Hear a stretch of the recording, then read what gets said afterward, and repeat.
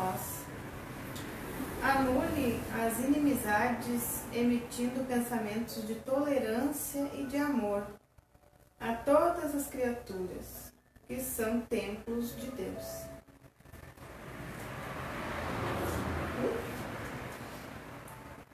Nessa mensagem, passamos para as preces do nosso irmão Ederson.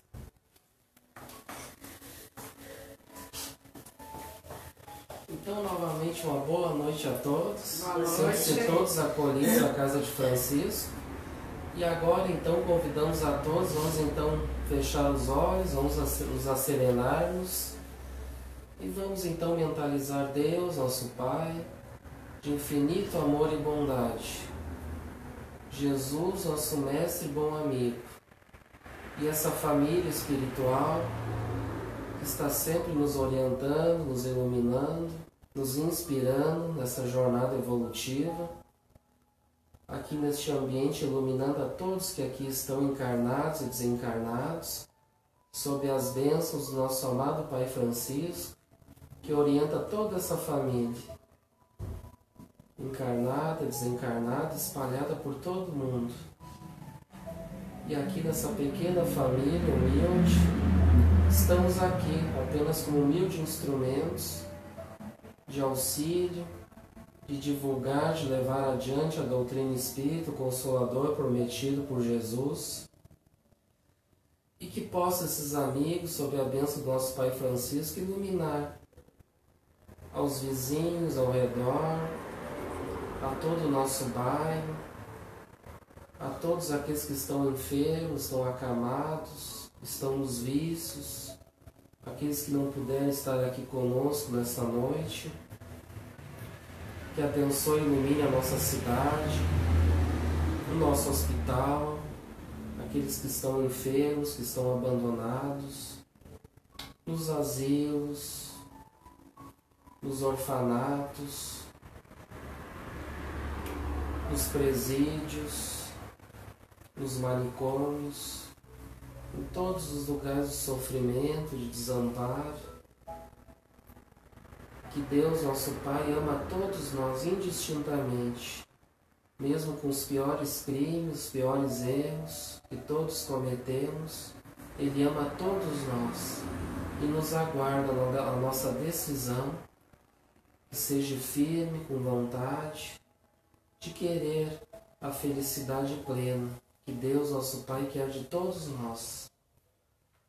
Que possamos ter confiança no nosso Mestre e Senhor Jesus, que é o nosso orientador espiritual, governador do nosso orbe, que possa orientar, iluminar a todos, aos dirigentes dos países, do nosso Brasil, através do nosso irmão Ismael, e que abençoe e ilumine a todos os governantes, que não tenham pensamentos belicosos, que possamos ter paz, muita paz, harmonia entre os povos, que possa abençoar aqueles países que ainda têm fome, têm pestes,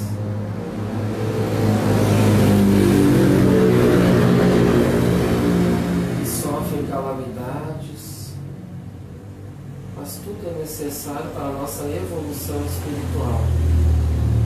Possamos ter muita confiança em Jesus, em Deus, nosso Pai, que Ele sabe o que é melhor para cada um de seus filhos. Que possamos ter muita fé, força e confiança de um mundo melhor. E que este mundo melhor começa dentro de cada um de nós, dentro de cada coração. Muito obrigado, Senhor, por tudo, por esta noite, por estarmos aqui reunidos em Teu nome, aprender um pouco sobre Teus ensinamentos e levar para nossas vidas essa prática, praticando as virtudes, para que possamos cumprir as leis de Deus, que é o propósito de todos nós. Que possa o nosso mentor amigo inspirar o nosso irmão facilitador da noite, que ele seja feliz com o tema e que todos nós possamos ter olhos de ver e ouvidos de ouvir a mensagem da noite de hoje, para todos nós. Que assim seja. Então é uma enorme alegria Que satisfação temos o nosso irmão Fabiano Selbach, que está aqui pela primeira vez na nossa humilde casa, né, Fabiano? Lá da Bezerra de Porto Alegre, aí nos prestigiar aí com o seu trabalho. E o trabalho da noite de hoje é Chico e Emmanuel, uma trajetória espiritual. O tempo é todo seu, fique à vontade.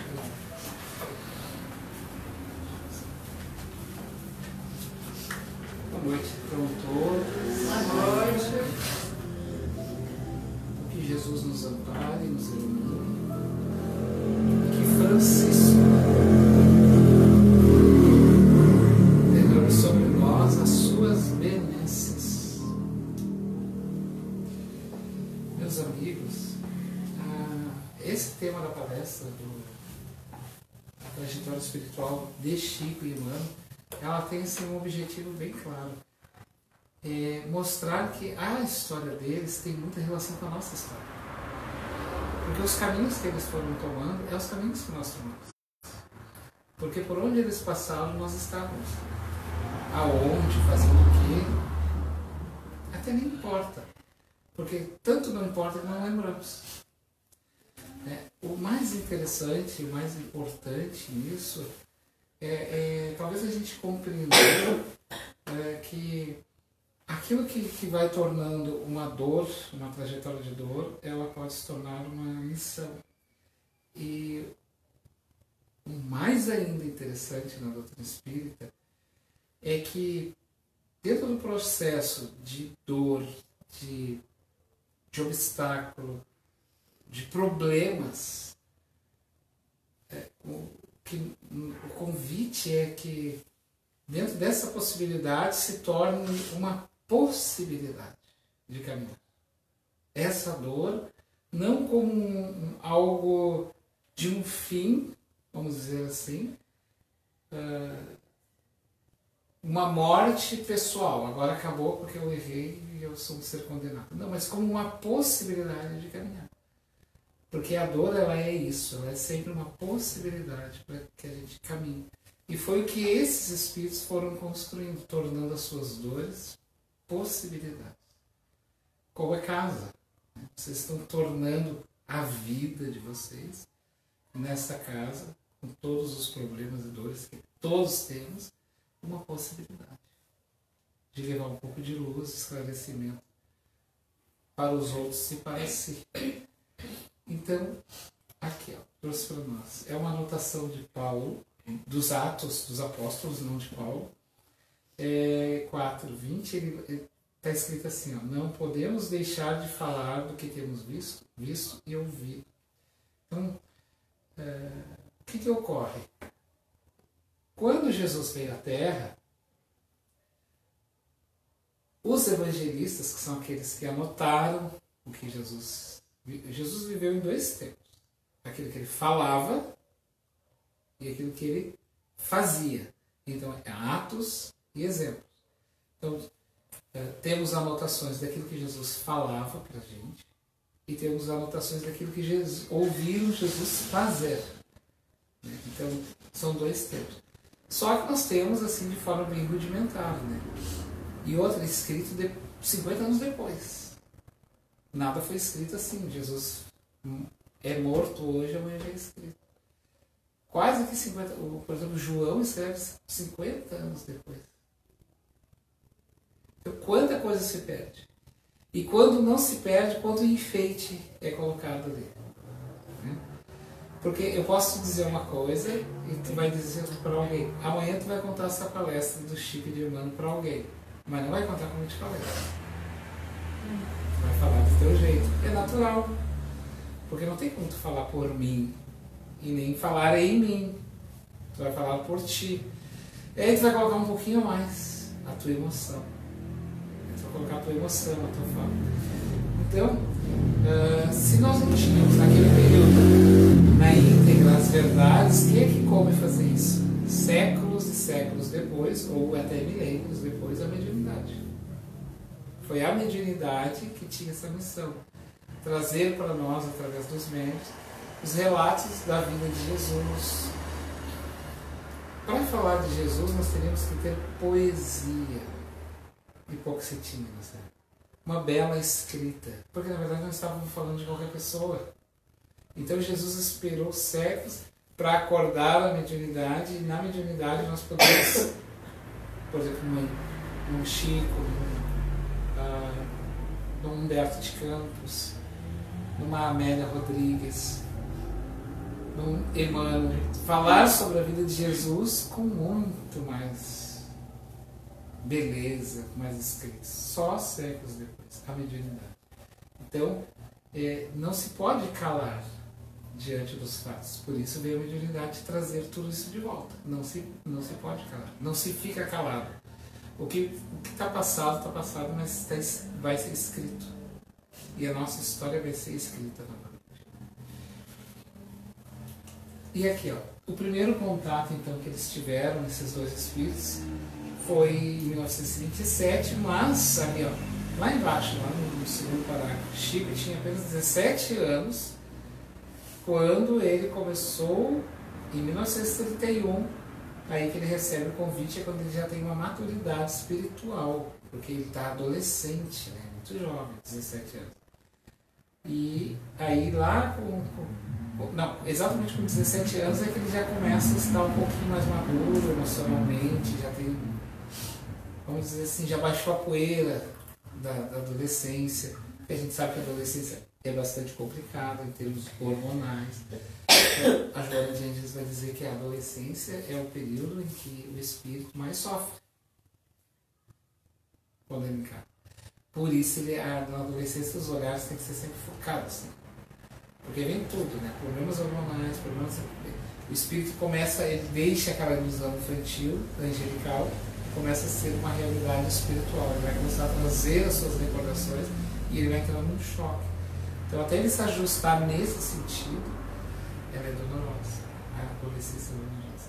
Então, foi necessário deixar passar esse período para ele. Né? E ele, então, propõe, o Emmanuel, que para trabalhar com ele, 3 regras a mesma. É disciplina. Não tem, gente, trabalho que dê certo se não der disciplina. A melhor bailarina do mundo só é a melhor bailarina do mundo porque ela teve muita disciplina. O melhor pianista só é porque teve muita disciplina.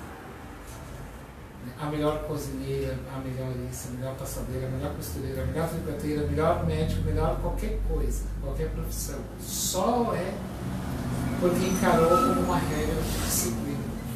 E os espíritos, nesse nível de Emmanuel aqui, eles só trabalham, eles são rígidos, esses espíritos. Eles não são severos, é diferente. Eles são rígidos. Para eles, o trabalho não pode cair em cima de um muro.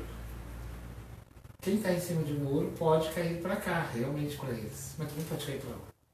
Então não serve. Eles trabalham com uma coisa reta. E a coisa reta para eles é a disciplina. Não é o fenômeno físico. Não é como tu começa. Mas é onde tu vai chegar. Onde nós vamos chegar com isso. Então para eles não importa o tempo, eles vão ir. Mas eles precisam saber que aquelas pessoas, aquele ser como o Chico, eles estão focados, só uma questão de tempo para despontar. Né? E nesse aspecto, ele vai iniciar todo o trabalho dele, do Chico, com o Chico, para o Brasil. Eu achei interessante na pesquisa, porque tem uma pesquisa agora, se eu não me engano, ela é russa ou americana, não me recordo, e diz que quando nós lemos poesia, nós trabalhamos os dois lados, os dois hemisférios do cérebro. A poesia harmoniza os dois lados do cérebro. Se pudéssemos sempre ter o exercício da poesia, nós teríamos o benefício.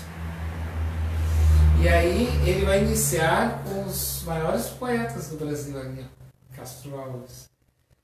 Imaginem ele que escândalo não causa, né? Para aquela época, falar assim ainda em maiores nomes da poesia.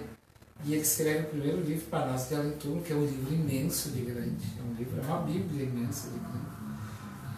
Mas imaginem uma psicografia totalmente variada, assim, de todos os níveis. Imagine que ele pula de Castro Alves, por exemplo, para um Cruz de Souza, que é bem diferente. Ou uma Alta de Souza. Um Casimiro de Abreu, um Olavo de Lá. Como é que uma pessoa vai ficar transitando entre vários poetas renomados do mundo? Duas coisas, então. Ou ele é fraude, então se ele é uma fraude, ele merece uma cadeira na Academia de Letras, por ser um poeta, tão igual a um autor, ou ele é realmente uma mediunidade verdadeira. Quando o crítico literário chegou lá para olhar as escritas, disse assim, olha, se esse homem é uma fraude, então parabéns, temos um grande escritor brasileiro. E esse homem merece várias cadeiras na Academia de Letras, porque ele escreve vários poetas. Chico Xavier é o brasileiro que mais escreveu livro. Nenhum brasileiro escreveu 500, quase 500 livros como Chico. Como que uma pessoa dessa é uma fraude? Então ele é o melhor fraudulento brasileiro que nós temos. Portanto, ele merece uma cadeira na Academia de Letras por ser o mais célebre fraudulento. Não faz sentido. Mas por que não se faz isso? Nós temos uma palavra que se diz preconceito religioso.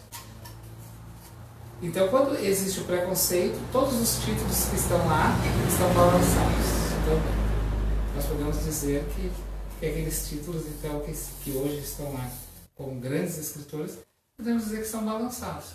Porque se eu tenho um prejuízo para botar uns e não outros, então não tem uma seriedade nessa seleção. Não acha? E ele vai iniciar com a obra Parnaso, a antiga, a primeira, e depois a moderna.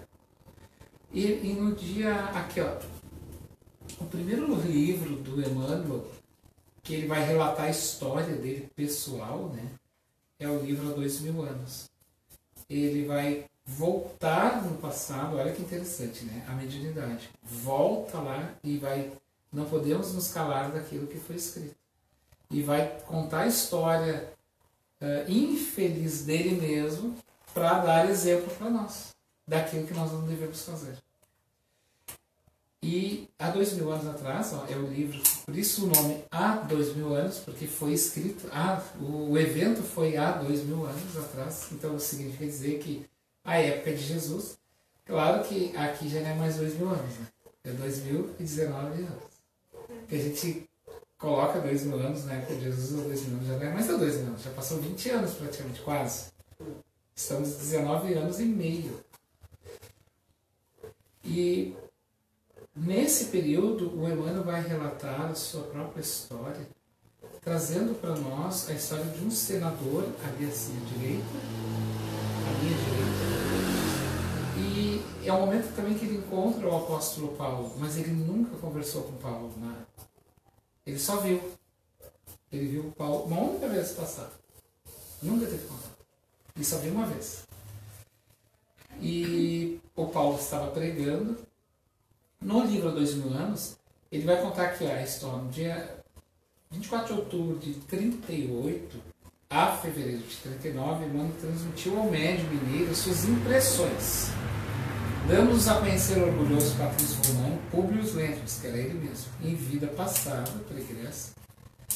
Seu nome era Públio Lentulus Sura, e que culminou no extraordinário romance Há 2000 Anos. Aí temos aqui mais um relato, tem uma lápide que foi encontrada, essa lápide existe, que faz referência a esse Públio, esse senador que teria existido na época de Jesus. Essa lápide está no Vaticano. Aqui nós temos um monumento funerário da família de Públio Gésio, que faz referência a esse Públio, essa lápide ali, que vocês estão vendo. Também tem uma urna funerária, essa urna também está lá no Museu do Vaticano. Aqui nós temos um busto também fazendo referência a esse Públio, esse senador, né? O Ciprião Borghese de Roma. Vou passar mais umas imagens. Neste livro, conta Emmanuel foi um dos lentos do senador em 2 encarnações sucessivas. vocês já leram o livro ele relata que ele faz algumas menções que ele tinha sonhos e que ele era o próprio avô, mas ele era o avô reencarnado. Ele lembrava, ele era o bisavô dele. Uma existência passada ainda, ele tinha uma existência como depois ele séculos depois ele reencarna aí como Públio. Mas bem antes ainda, pai do seu pai, ele era a existência do seu bisavô. E aqui, ó, o bisavô cônsul Publius Lentulus Sura é uma personalidade que aparece claramente como a de um homem que se acreditava destinado a governar Roma, considerado uma pessoa de poder e impiedoso. Faleceu o bisavô, né? Estrangulado pelos seus inimigos durante a Revolução da Catilina, em 70 a.C. Claro que daí, séculos depois, ele vem daí como Publius. E o Publius, daí o Publius mesmo, ele desencarna em Pompeia. Ele desencarnou no ano de 79, vítima do vulcão Vesúvio, sentindo-se arrependido e voltados aos princípios de Jesus. Ele não tinha seguido Jesus, quem tinha seguido Jesus foi a esposa dele, né? A Lívia tinha seguido Jesus. Jesus tinha curado a filha deles de uma lepra, que era o próprio Chico encarnado naquele período. A menina se chamava Flávia, era uma existência do Chico Xavier. E Jesus tinha curado aquela criança da lepra. A Lívia morre nas arenas, né?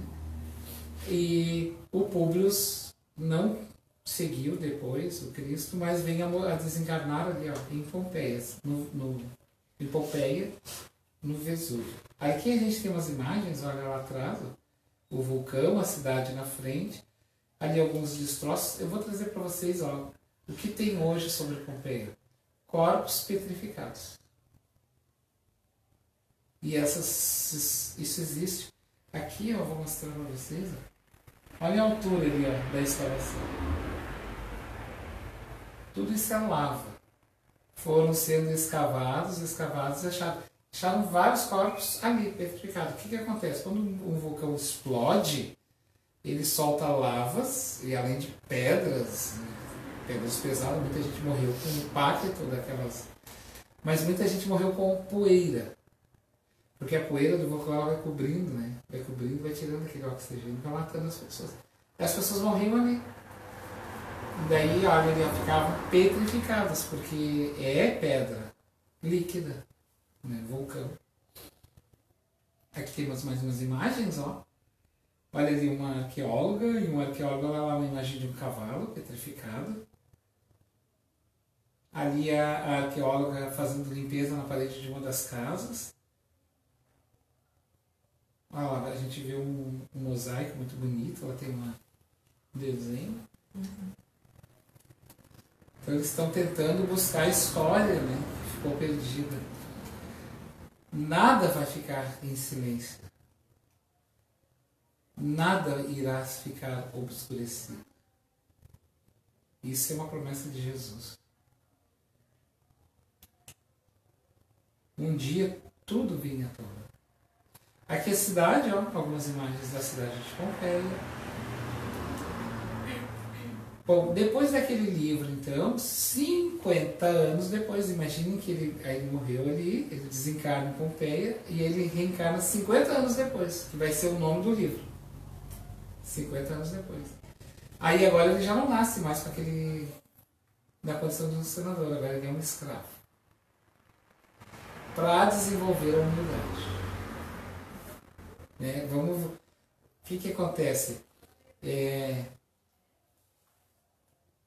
aquela viseira, né, espiritual colocada sobre ele, como se coloca no cavalo, para que o cavalo tenha uma direção só, que ele não olhe para os lados para não se agitar com um movimento, senão ele dispara.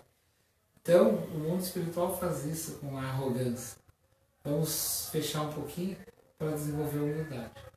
Então ele teve que ter essa viseira mais humilde dessa encarnação nascendo como escravo. 50 anos depois, Olha ali, 131 ainda da nossa era, ou seja, um século depois, né? Ele de volta, retornando aos focos humanos do mundo. Alguns personagens do romance inicial aparecem como roupagem carnal.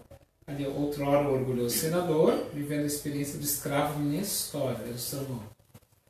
Nascido em Éfeso.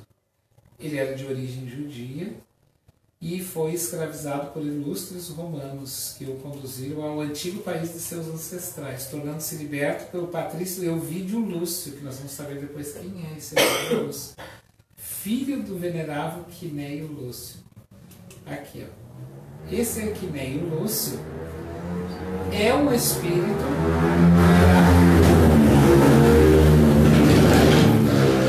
ele vai comprar o escravo Nestor e ele vai observar que esse escravo, ele, além de ser um escravo muito arrogante, ele é inteligente e tem uma certa postura, porque aquilo que nós adquirimos a gente não deixa mais para trás, e aquilo que a gente não perde. A gente pode modificar, né? Mas o Emmanuel tinha as conquistas. Ele era um homem extremamente, era um senador arrogante, mas ele era um homem extremamente disciplinado. Ele era um homem, e ele notou naquele escravo aquela disciplina nata. Mas como esse escravo nasce assim? E aí ele então liberta esse escravo. E ele que mais tarde vai psicografar pelas mãos do Chico o livrinho Jesus no Lar, esse Quinéio Lúcio, sobre o nome Neio Lúcio. Já ouviu falar no Neio Lúcio? E vai psicografar uma sériezinha de livros infantis, clássicos no início do movimento espírita. Hoje a gente tem um monte de livros infantis, mas na época não tinha. Então a vida fala, né? Vários livros, Agenda Cristã. Esse Jesus no Lar lá, ele é um livro clássico de Evangelho no Lar. Conta histórias de Jesus, do momento de Jesus, que a gente usa muito para fazer Evangelho no Lar.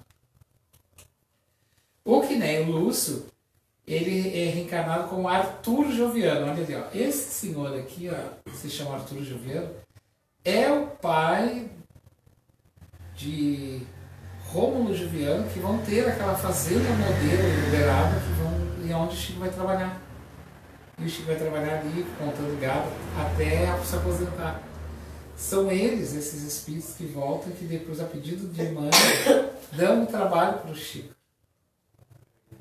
Notem que a pessoa, como já tem o espírito da liderança, aquela questão de empreendedor, ele carrega com ele foi carregando. E o Chico já era um espírito com outras missões, então precisava de um suporte físico, e eles voltam e dão de novo. Eles eram aqueles antigos que escravizaram Emmanuel, que depois libertaram, e a pedido de Emmanuel novamente auxiliam nesse movimento, dando esse trabalho para o Chico, psicografar, trabalhar ali, fazer. Vai lá o Chico lá atrás na foto. Aqui, ó, na fazenda modelo, ali a fazenda onde o Quinéio Lúcio, o antigo comprador de Emmanuel, e depois vem a ser seria a mesma família citada no livro 50 anos depois, na qual compraram o escravo Nestor.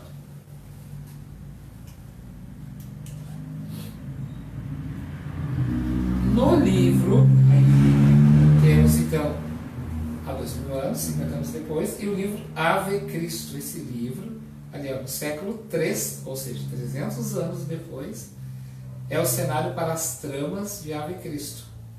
Peregrina na terra uma vez, e ele se chama o Moço. Podemos encontrá-lo nas vestes de Quinto Varro.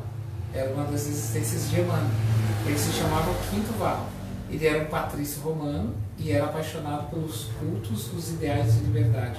Ele desencarna depois nessas mesmas arenas. Ele já está mais humilde. Já despertou por Cristo. Veja bem, ele precisou 3 séculos depois de Jesus para despertar. Mas precisou primeiro viver algumas fases antes, que é um processo de expiação, a escravidão, para depois fazer o seu trabalho. Neste livro, então, ele vai relatar que retorna à Terra, dá sequência aos trabalhos da difusão do cristianismo, tendo então encarnado como Quinto Varro, era apaixonado pelos era cultor dos ideais de liberdade, fervoroso pela palavra de Jesus, sente-se atormentado com a ignorância, as misérias, com as classes privilegiadas. Sim, agora ele está vendo, né? Antes ele não via esse processo de classe privilegiada ou não. Agora ele está vendo. Porque agora ele ficou desperto. Então, quando nós despertamos a consciência espiritual, não é a consciência física. A consciência física a gente já está desperto, estou olhando. Mas a espiritual, eu vou entender que fazer o mal para o outro vai ter uma consequência. Ou fazer o bem também para o outro vai ter uma consequência. A consciência espiritual é isso.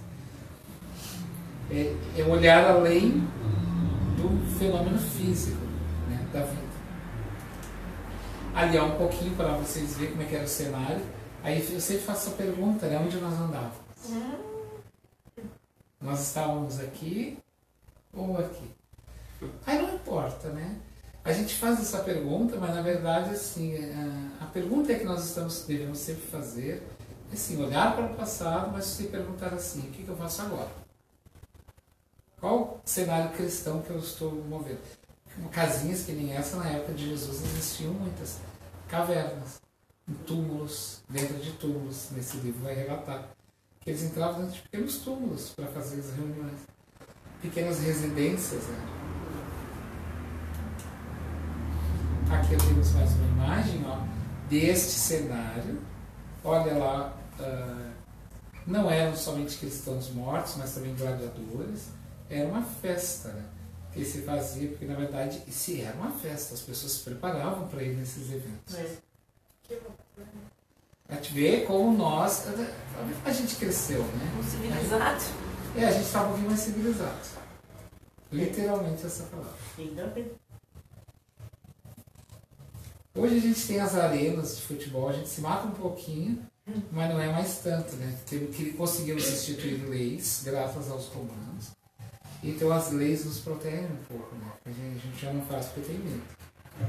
Então, pelo processo de coibir ainda é necessário, né? Não é uma coisa espontânea. No mesmo cenário ainda romano, tem o espírito Meimei. Vocês já ouviram falar no espírito Meimei? A professorinha da infância. Olha lá, Meimei, como cristã, ela se chamava Blandina, ela também foi morta nas arenas. Ali uma imagem histórica dela, um touro, porque eles fizeram um touro matar Em 1613, então ele vai voltar para nós e vai trazer mais um livro, Emmanuel, que se chama-se Renúncia. Se quiserem saber o que é realmente renúncia, leiam esse livro. O livro já fica com um lenço, sempre do lado, assim, porque tu chora muito, porque tu entra muito na história. O padre Damião, que é uma existência dele, de Emmanuel, na Espanha, ele residiu em Castela Velha, onde oficializou na igreja de São Vicente. Desencarnou em idade bem avançada, quer dizer que ele já partiu do mundo físico bem idoso. No presbítero de São Jacques do Passo Alto, no burgo de São Marcelo, Paris. Alguns detalhes dessa encarnação constam no livro Renúncia. Aqui, eu trouxe para nós, ali a igreja, a basílica onde ele vai trabalhar então o Emmanuel, a Basílica de São Vicente da Espanha. Eu trouxe mais algumas imagens para ver, Ela ali, que bonita. Tem mais? O livro vai contar lá, Ela de Noite, Basílica, a história do espírito aos...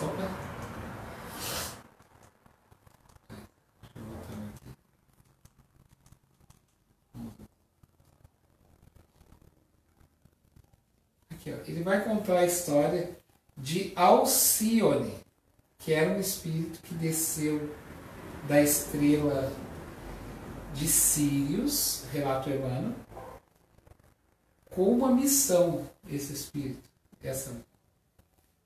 resgatar alguém que estava, um afeto dela muito grande, que não caminhou junto, foi ficando para trás durante as existências, e ela foi progredindo, e esse espírito foi ficando. Só que ela avança de tal maneira que ela pede para voltar e encarnar novamente para tentar ajudar essa alma querida a a fazer a trajetória. A história do livro Renúncia se baseia neste ser como personagem principal. O ser Alcione, que segundo alguns relatos de pesquisa, era, depois mais tarde, considerado pela igreja como a Santa Marina Betínia. Aqui, ó. O cenário onde ocorre isso é no cenário da frívola Paris do reinado do vaidoso Luís XIV. É um período muito seco, é um período muito amargo ainda, da arrogância. Olha ali, ó. Aqui, ó. O planeta de onde ela vem é esse. Aqui está a Terra. É uma bolinha. Vocês imaginam o tamanho do lugar onde ela veio. A dimensão, pela dimensão espaço físico, demonstra então a capacidade mental deste ser também. Né? Então vocês imaginem, o livro tinha que ser Renúncia. Literalmente. Tinha que ter esse nome, Renúncia. Depois ele vem ao Brasil, ó, em missão com o padre Manuel da Nóbrega. Olha, de acordo com o Chico, né, a participação lá no Pinga Fogo, ele vai citar, então, dizer para nós que ele foi o padre Manuel da Nóbrega, que junto com Anchieta iriam vir como missão para o Brasil para trazer o cristianismo. E quando ele chega no Brasil, o padre Manuel da Nóbrega, ele tem a escola São Paulo, né, o Colégio São Paulo é fundado por ele, existe até hoje ainda no estado do Rio de Janeiro. São Paulo, quer dizer. A sua passagem pelo Brasil como padre Manuel da Nóbrega, antes de reencarnar como padre Damiano lá em Portugal, ele é um missionário jesuíta, padre Manuel da Nóbrega, nascido em 18 de outubro de 1517, em Serafins Douro, Portugal. Foi o primeiro missionário do cristianismo em terras brasileiras. E, ao mesmo tempo, o primeiro jurista que o Brasil conheceu, porque ele se formou na Universidade de Salamanca, em Coimbra. O Emmanuel se formou em Direito e Filosofia. Quando ele desembarca no Brasil, literalmente ele é o primeiro jurista que o Brasil teve. E evangelista também. É. Eu diria até o primeiro filósofo, porque ele é o... Aqui é a escola, né? Portugal. Exatamente essa universidade famosa.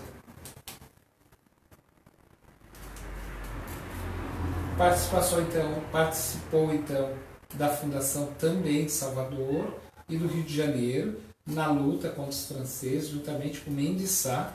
Juntou-se em 1563 ao padre José de Anchieta e juntos iniciaram o trabalho de pacificação dos tamoios, que acabaram por retirar o apoio dos invasores franceses. Fundou então no dia 25 de janeiro de 1554 a cidade de São Paulo. A cidade de São Paulo tem o nome de São Paulo em homenagem ao apóstolo Paulo, que ele vai dar, o próprio Emmanuel reencarnado como padre Manuel da Nóbrega. Em homenagem ao grande apóstolo do Cristo, ele funda a cidade, dá o nome de Paulo, São Paulo. Temos um livro que vai relatar, não é espírita esse livro, por isso eu trouxe esse livro, vai relatar que esses padres, Manuel da Nóbrega, eles protegeram os índios, porque eles iam ser mortos, eram mortos milhares de índios todos os dias pelas invasões. E os índios queriam ficar juntos do padre. Há sempre estudos, né? Não, eles queriam cristianizar os índios. Gente, nós estamos subestimando os índios? Será que eles não tinham capacidades para se dizer sim e não? Se eles lutavam contra os invasores, por que não lutariam contra os padres? Relatos nessa obra vai dizer que a vida inteira eles morriam pelos deuses deles. Porque eles eram mortos pelos seus próprios membros. Em nome dos deuses deles. E aí chegam os padres e apresentam um Deus que morre por eles. Apresenta Jesus, que não lhes pede a vida, mas que morreu por eles. E aí então eles olham aquele novo Deus, Nossa, mas como assim? A vida inteira a gente sempre morreu, nossos filhos, nossas esposas, tudo morrer. E de repente esses homens vêm aqui e trazem um Deus que morre por nós. E aí, e nos oferecem tudo, nos oferecem uma vida melhor, nos oferecem.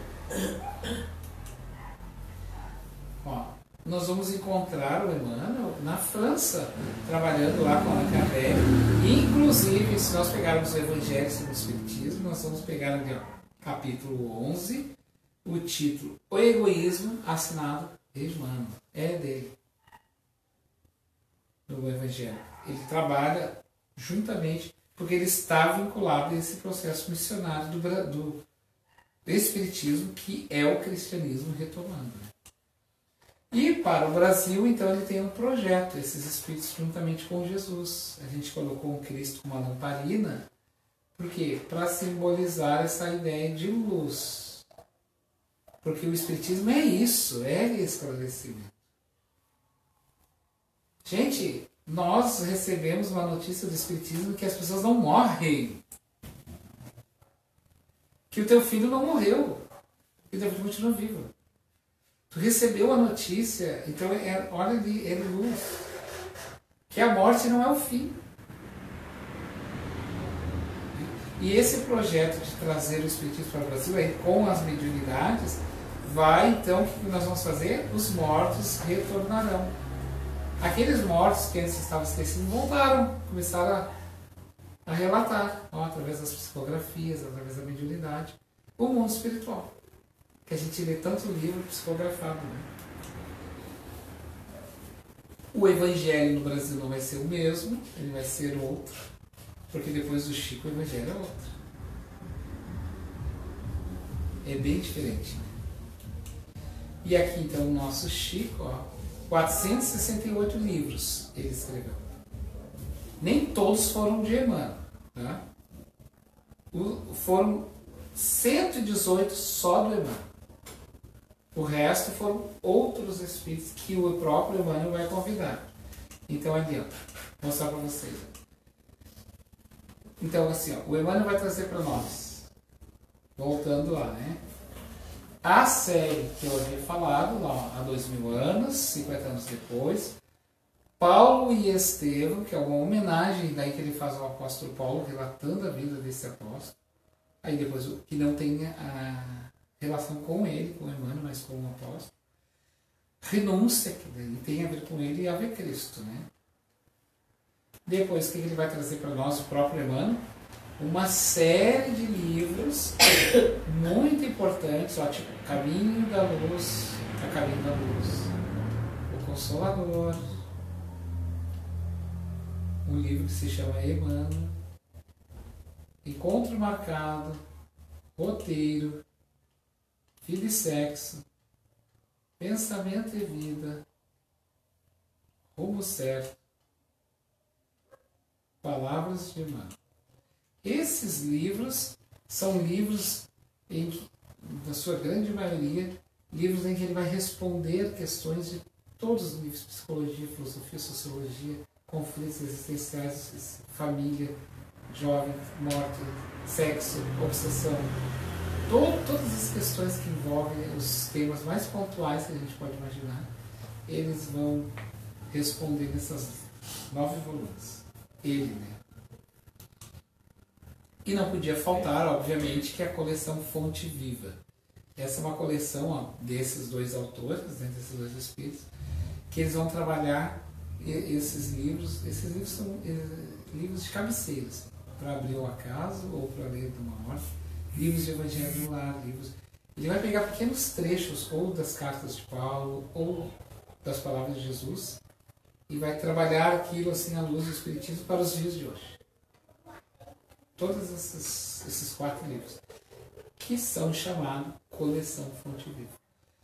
Mas o espírito superior, ele trabalha assim. Quando a gente fala superior, não é mais do que ninguém. Ele é disciplinado. Então, esses espíritos, eles não trabalham sozinhos, eles trabalham com equipe. Então, aqui, ó, ele vai convidar então no mundo espiritual o Humberto de Campos, que vai trazer um livro célebre lá para nós, que é Brasil, Coração do Mundo, a Pátria do Evangelho, onde ele vai falar da missão do Brasil, né, no cenário mundial, e 6 livros de crônicas de variados temas assim, do cotidiano. E não pode faltar, né? Não tem como faltar o célebre André Luiz. E o seu livro Carro-Chefe, que é o Nosso Lar.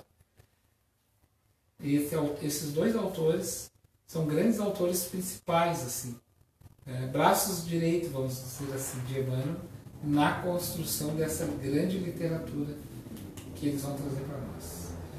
Mas, no dia 30 de junho, então, de 2002, a missão terminou. Quando vocês virem assim, ó, André Luiz está psicografando de novo, Emmanuel está psicografando de novo, não acreditem. Encerrou. O projeto que eles tinham encerrou com eles. Esses espíritos agora, cada um toma a sua caminhada para fazer a sua trajetória. O Emmanuel agora vai fazer uma nova trajetória, uma nova caminhada.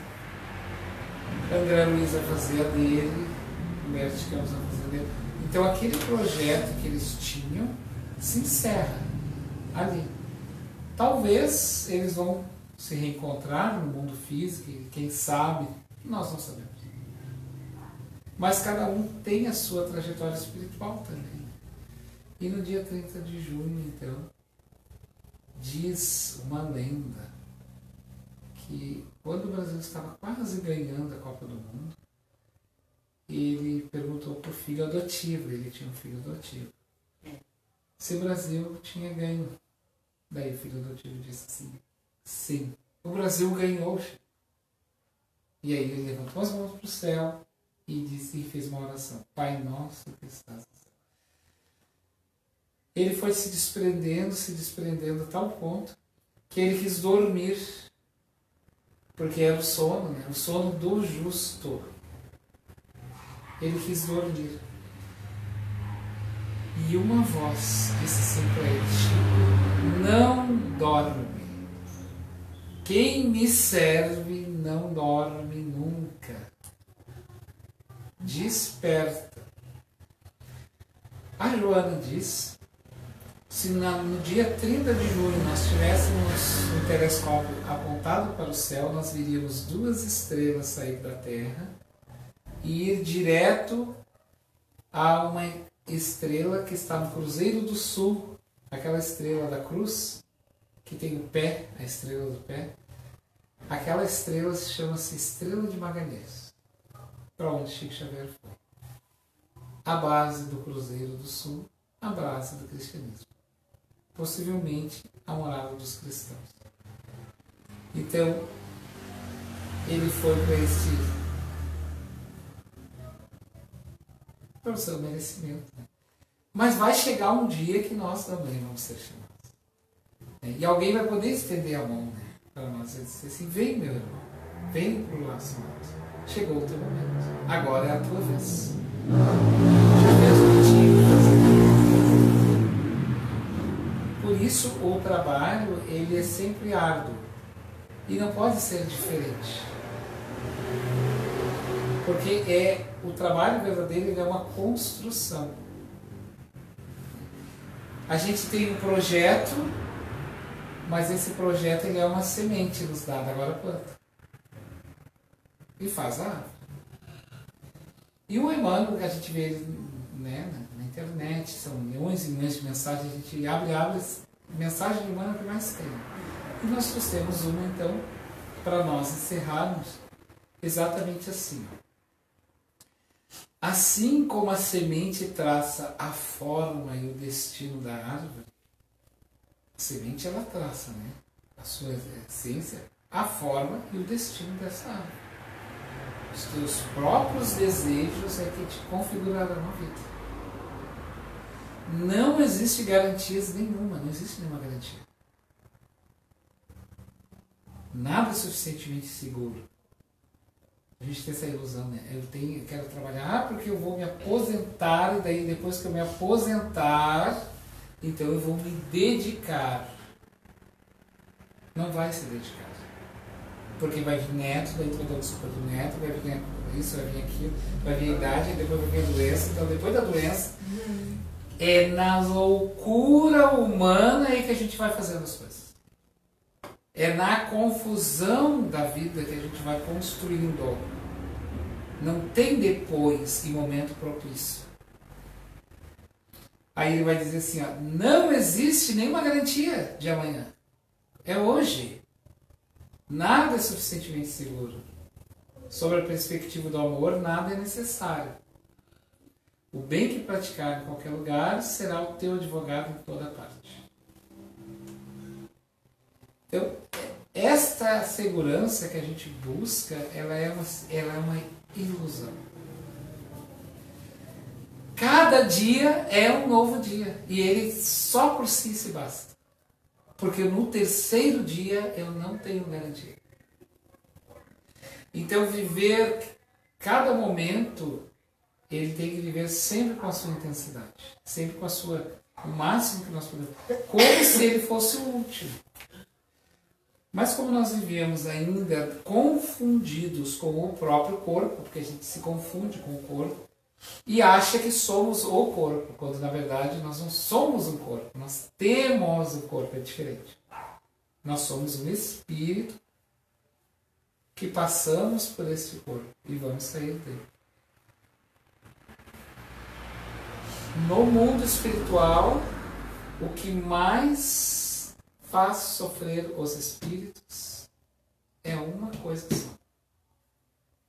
Sensação de tempo perdido. Esse é o discurso. Sensação de tempo perdido. Então, encerramos aqui nosso trabalhinho. Espero que vocês tenham gostado. Foi feito com bastante carinho, uma pesquisa. Vale a pena, eu vou deixar aqui o slide para ti, depois se tu quiser rever ele, olhar, mostrar para outras pessoas no futuro. Está à disposição. Eu agradeço pela oportunidade, não importa o tamanho. Porque é uma ilusão achar que não tem pessoas encarnadas.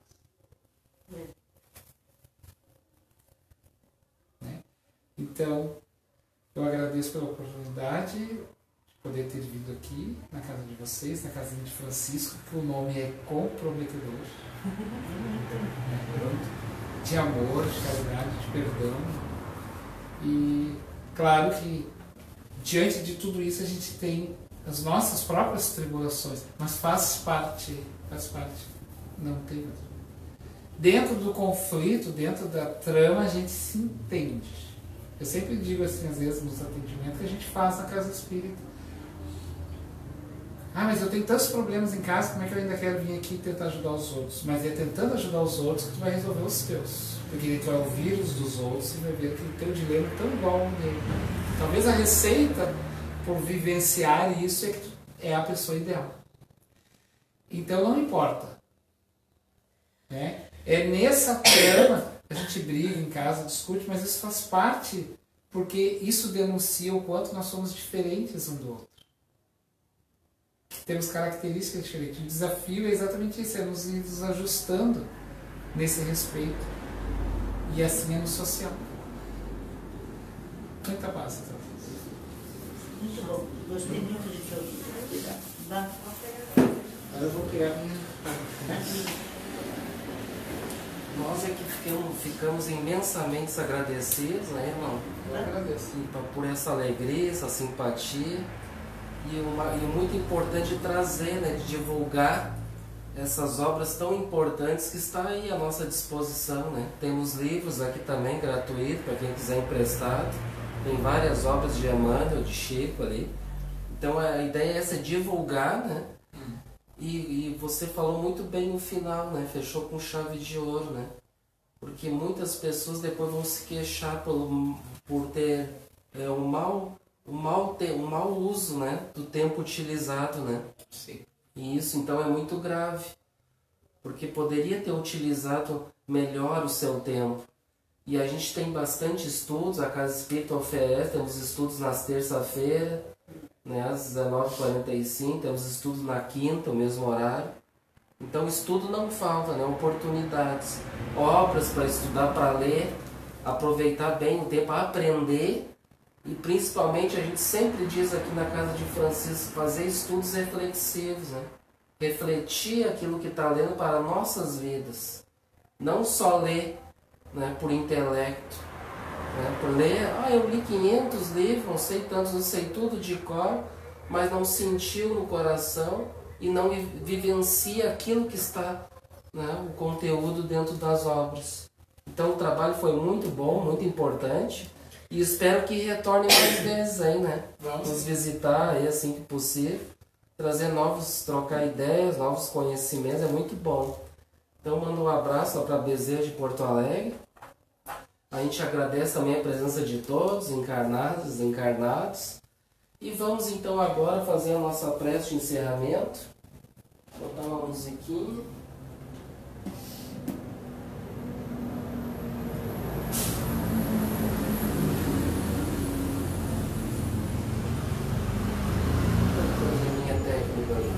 Mas então vamos fechar nossos olhos e vamos em primeiro lugar imensamente agradecer por essa oportunidade de estarmos aqui reunidos nessa noite, pois com certeza aqueles que estão aqui foi muito necessário, somos os que mais necessitamos de amparo, de apoio.